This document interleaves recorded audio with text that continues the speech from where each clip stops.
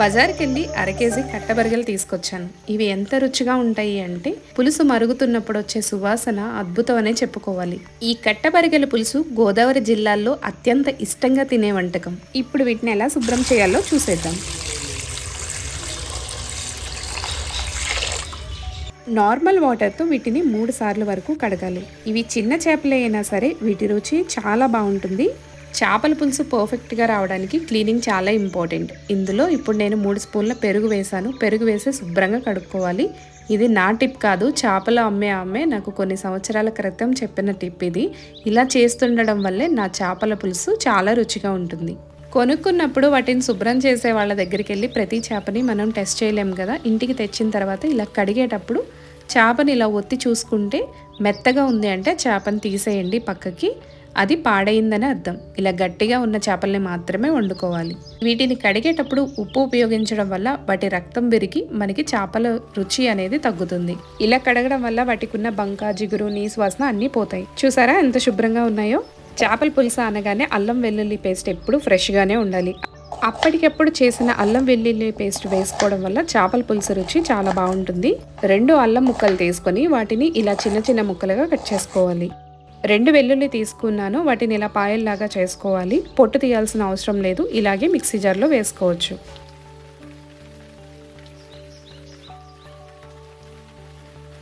అల్లం వెల్లుల్లి పేస్ట్ని ఇలా బ్లెండ్ చేసుకోవాలి. మరీ మెత్తగా కాదు, మరీ బరకగా కాదు, అక్కడక్కడ బరకగా తగులుతుండాలి, కాస్త మెత్తగా కూడా ఉండాలి.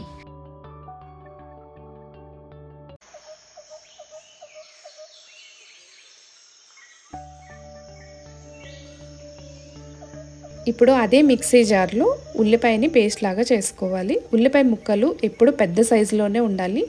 అప్పుడు మనం బ్లెండ్ చేసినప్పుడు పేస్ట్ మరీ మెత్తగా రాకుండా ఉంటుంది.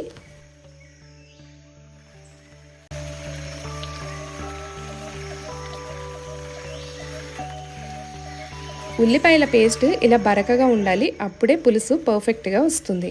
ఇప్పుడు మనం పులుసు తయారు చేసుకోవడానికి మనం కడిగి పెట్టుకున్న చేపల్లోకి ఈ ఉల్లిపాయ పేస్ట్ని వేసుకోవాలి. కట్టబరుగులు చాలా సున్నితంగా ఉంటాయి, వండేటప్పుడే విరిగిపోతాయి అన్నమాట పులుసులో. అలా కాకుండా ఈరోజు ఎలా వండుకోవాలో చూద్దాము. పులుసులోకి అన్నీ సరైన ప్రమాణంలోనే ఉండాలి. ఇప్పుడు 1 స్పూన్కి అల్లం వెల్లుల్లి పేస్ట్, 1/2 స్పూన్కి పసుపు వేస్తున్నాను. చేపల పులుసులోకి కళ్ళుప్పు మాత్రమే వాడాలి. 1 స్పూన్ వేస్తున్నాను. 1 స్పూను కారం వేస్తున్నాను. చిన్న చేపలు పులుసు పెట్టేటప్పుడు కారాన్ని కూడా మరీ ఎక్కువగా వేసుకోకూడదు. మనం వేసినవన్నీ కూడా చేపలకి బాగా పట్టేలాగా కలుపుకోవాలి. చేపల పులుసు పెట్టినప్పుడు ఉల్లిపాయ దగ్గర నుంచి ఉప్పు వరకు కూడా అన్నీ పర్ఫెక్ట్గా వేసుకుంటేనే రుచి అనేది కరెక్ట్గా వస్తుంది. చేపలు క్లీన్ చేయాలి, స్మెల్ వస్తుంది, ఇట్లాంటి ప్రాబ్లమ్స్ ఉన్న వాళ్ళు ఎక్కువగా చికెన్, మటన్ ప్రిఫర్ చేస్తూ ఉంటాం. కానీ ఫిష్ చాలా మంచిది హెల్త్కి. ఈ ప్రాసెస్లో కుక్ చేసుకోండి, మీకు చాలా నచ్చుతుంది. చెరువులో పెంచిన చేపల కంటే సముద్రంలో లేదా కాలువల్లో, నదుల్లో దొరికే ఇలా చిన్ని చిన్ని చేపలు తినడం మన హెల్త్కి చాలా మంచిది.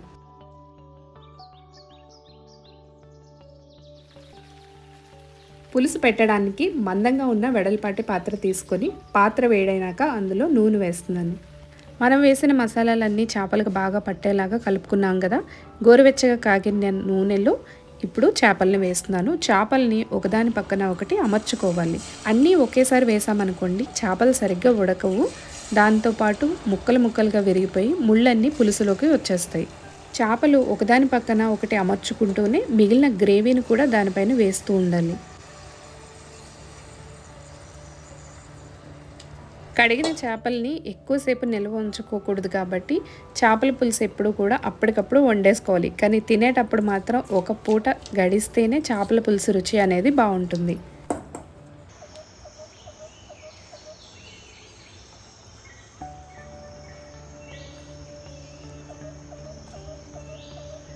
చేపల పులుసు మరిగిన తర్వాత పచ్చిమిర్చి కూడా ముక్కతో సమానంగా తింటూ ఉంటాం కదా. ఇప్పుడు ఇందులోకి 10 పచ్చిమిర్చిని చీల్చి వేస్తున్నాను. నూనె, దానిపైన చేపలు, దానిపైన గ్రేవీ, దానిపైన పచ్చిమిర్చి, అంతేనండి. సన్నని సెగ మీద మగ్గనివ్వాలి మూత పెట్టి. పులుసులోకి హైలైట్ ఏంటంటే చింతపండు. ఇది కొత్త చింతపండు అయి ఉండాలి. చింతకాయలు వేసుకుంటే పులుసు ఇంకా బాగుంటుంది అనుకోండి.